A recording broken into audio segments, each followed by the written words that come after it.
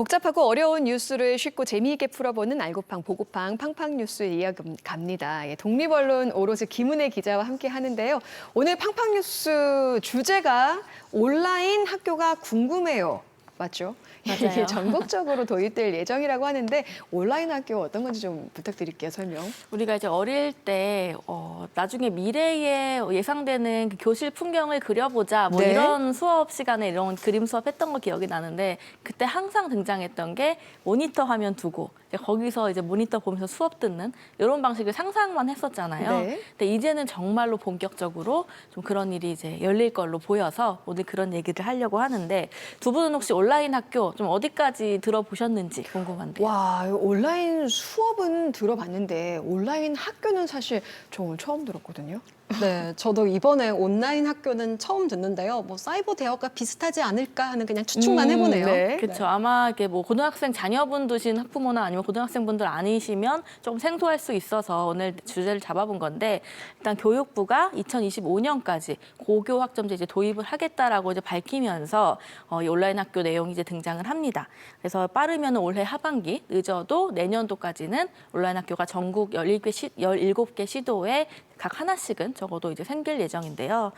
이제 이렇게 되면은 물론 제주도도 이제 생기게 될 예정이라서 우리가 좀 알아둘 필요가 있을 것 같아요. 네, 아무래도 이 온라인 수업의 풍경은 코로나19 상황으로 좀 익숙하죠. 그런데 온라인 학교라는 그 개념은 좀 생소하게 느껴져요. 그렇죠. 이게 온라인 학교라고 해서 이제 온라인이 붙어 있기는 한데 네. 사실은 그냥 온라인으로만 다 이루어지는 그런 수업은 아니고요. 이제 대면 방식도 같이 이루어지는 그런 학교예요. 그러니까 네. 그리고 뭐 학교에 따로 뭐 입학생을 모집해서 이런 방식이 아니고 학생이 소속되는 그런 방식이 아니고 이제 모든 학생에게 시간제 수업을 제공하기 위해서 그런 시스템을 조성하는 어떤 학교다. 이렇게 이해하시면 될 것 같아요.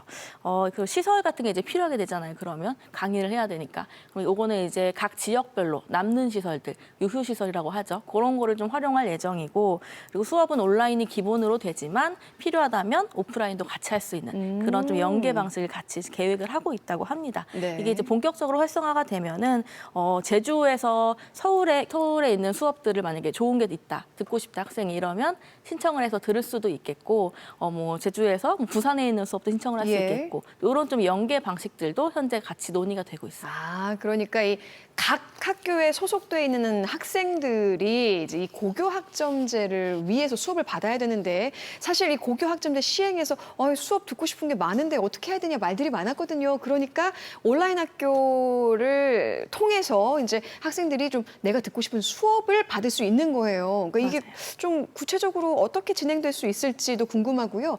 지금과 그러면 뭐가 어떻게 좀 크게 달라질까? 이것도 궁금한데요. 이 고교 학점제 이제 핵심이라고 하면은 아무래도 학생들이 자기가 배우고 싶은 수업을 배우고 싶은 공부를 신청해서 들을 수 있다. 이제 여기 있거든요. 예. 근데 이제 우리가 그러니까 요거는 대학교 이제 수업 시간표 생각하시면 될 것 같아요. 수강 신청할 때 내가 듣고 싶은 수업 보고 신청을 하거나 아니면 수업이 없으면 학교에 또 요청을 하기도 하잖아요. 네. 그런 건데 문제는 이제 학교에 학생들이 워낙 많잖아요. 예를 들면 뭐 200명 고등학생이 200명인 학교가 있다고 했을 때 200명이 각각 듣고 싶은 수업들은 당연히 또 다 다를 거거든요. 네. 근데 이거를 한 학교에서 다 충당을 할 수가 없어요. 현실적으로 수업을 다 개설을 못 해주기 때문에 그럼 이걸 어떻게 할 거냐 이제 고민을 해본 결과 온라인 학교를 열어서 온라인 수업 통해 수업을 들을 수 있게끔 해주자. 이런 방식이 착안이 된 겁니다. 네, 그러니까 기존에 있는 교과목 이외에 학생들이 들을 수 있는 수업이 좀 더 많아져야 된다는 건데, 그러니까 이 고교 학점제 실행에 있어서는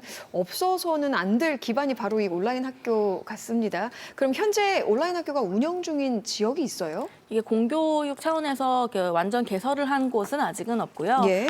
올해 좀 개설 예정인 게 경남, 광주, 대구, 인천 이렇게 총 4곳이 올해 개교 앞두고 있고 제주도도 이제 교육청에서 이 온라인 학교 개교 위한 공모를 하거든요. 지원을 받아야 네. 되니까. 그래서 그거를 위한 공모를 지원을 해놨고 6월 달, 그러니까 올해 중으로 아마 결과 발표가 있을 거라고 지금 말이 나오고 있어요. 그렇군요. 그렇다면 실제로 이 제주에서도 머지않아 이 온라인 학교가 개교를 하게 되면 어떤 변화가 일어날까요? 이게 모든 사실 정책에는 장점, 단점 다 있잖아요. 네. 우리가 한번 장점부터 한번 보자면 일단 온라인 학교는 학생이 원하는 수업을 이렇게 들을 수 있게 해주는 거라서 고등학생들이 아마 가장 관심 있는 게 내가 커서 뭐 하지? 그러니까 당장의 진로를 진로. 우려하는. 네. 맞아요. 진로나 꿈에 대한 어떤 고등학교 때 그 경험을 해볼 수 있는 게 사실은 별로 지금은 없는데 이 온라인 학교를 통해서 좀 미리 수업도 들어보고 이런 것도 해보고 싶은데 한번 수업을 들어볼까 하는 방식으로 가볍게 또 들어볼 수도 있고 네. 또 이런 좀 선택의 폭을 진로 선택의 폭을 넓게 해주는 그런 좀 역할을 할 수 있게끔 기대를 할 수 있겠고요. 그리고 특히 제주도가 이 육지부보다는 어쩔 수 없이 섬이기 때문에 수업이나 이런 것들이 좀 교육의 기회들이 좀 적을 수밖에 없어요. 네네. 그래서 그런 것들을 좀 이렇게 개선할 수 있는 어떻게 보완할 수 있는 그런 방식으로도 이 온라인 학교가 역할을 할 수 있지 않을까 좀 기대를 해봅니다. 하지만 단점도 있겠죠. 우리 학생들이 과연 수업에 집중할 수 있겠느냐 이런 우려의 시선이 나올 것 같아요. 어떤가요? 맞아요. 이거 사실 학부모분들 다들 걱정하실 것 그럼요. 같은데 네. 저도 주변에 여쭤보니까 이거 걱정된다고 말씀하시더라고요. 근데 이제 코로나19 때 우리가 미리 경험을 좀 했죠. 예비 경험을 했는데 이 경기교육연구원에서 좀 관련된 설문조사를 한 게 있더라고요. 근데 경기 지역 학생, 학부모, 교사 총 한 66만 명, 굉장히 좀 많은 수대로 이제 조사를 했는데 그 결과를 보니까 온라인 수업의 가장 큰 단점으로 꼽힌 게 지금 말씀 주신 이제 수업 들을 때 SNS나 인터넷 창 옆에 이렇게 켜놓고 네. 딴짓하고 이런 게 가장 큰 단점으로 꼽혔다고 해요. 그래서 결국에 온라인 학교는 학생 스스로 좀 할 수 있는 열심히 하려는 학생들은 하겠지만 네. 또 그게 좀 부족한 자제력이 부족한 학생에게는 좀 단점으로 작용할 수 있다. 이거는 계속해서 좀 걱정거리로 나오고 있긴 합니다. 교실에서 선생님이 눈 부릅뜨고 있어도 딴짓할 학생들이 딴짓하는데 이렇게 온라인으로 진행되면 말씀하신 것처럼 집중을 하지 못하는 학생들이 많아질 것 같고요. 그러다 보니 자연스럽게 이제 기초학력 저하의 문제도 함께 우려될 것 같아요. 맞아요. 지금 그 앞선 그 설문조사에서도 기초학력 저하에 대한 그 문제 우려 그게 상당히 좀 높게 나왔거든요. 예. 10% 넘게 나왔는데 이게 공부 잘하는 학생과 못하는 학생과의 그 격차, 실력 차가 점점 더 벌어질 수밖에 없는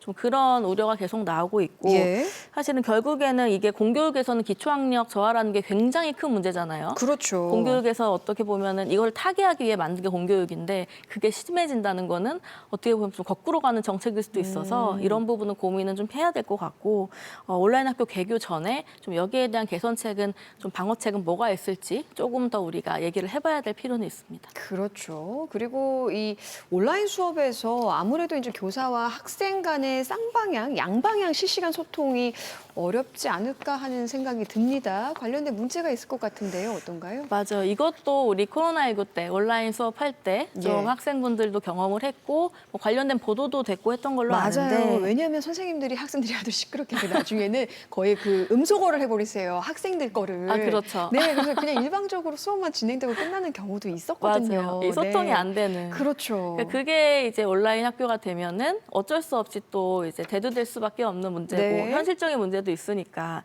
근데 이제 이런 게 또 장기화되면은 단순히 뭐 그런 소통 부재를 넘어서 이제 이런 교사와 학생 간의 이런 이렇게 소통이 좋은 게 어떤 인격 함양이라든지 다른 방식의 그 장점으로도 발현이 되는 거거든요. 근데 학교에서 그런 역할을 제대로 좀 못하게 되면 거기에 따른 부작용도 또 나올 수가 있는 거라서 좀 이런 문제도 좀 단점으로 꼽히고 있고 고민해 볼 필요가 예. 있는 그런 좀 문제인 것 같아요.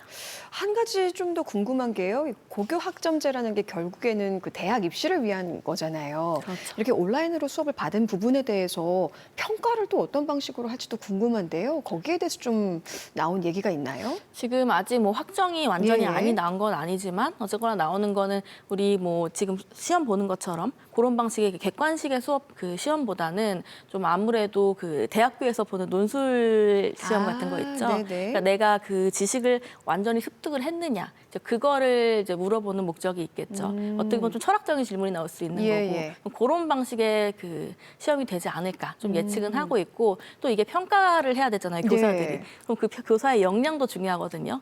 그 논술을 어떻게 평가를 할 거냐, 거기에 대한 문제도 지금 어떻게 할 거냐 또 논의가 있어서 사실은 뭐 지금 온라인 학교가 당장 내년도까지 개교가 된다고 하지만 또 넘어야 될 산은 아직은 있는 것 같아요. 그렇군요. 본격적으로 이제 뭐 제주도에도 도입될 온라인 학교 궁금하신 것들이 참 많을 것 같은데 또 앞으로의 방향에 대해서 학부모와 학생들의 관심이 더욱더 커질 것 같습니다. 오늘 나온 이 단점들 보완할 방법도 함께 고려해서 학생이 원하는 공부를 할 수 있게 해주는 그 교육 패러다임의 진정한 변화를 좀 기대해 보겠습니다. 오늘 소식은 여기까지 듣겠습니다. 김은혜 기자 고맙습니다.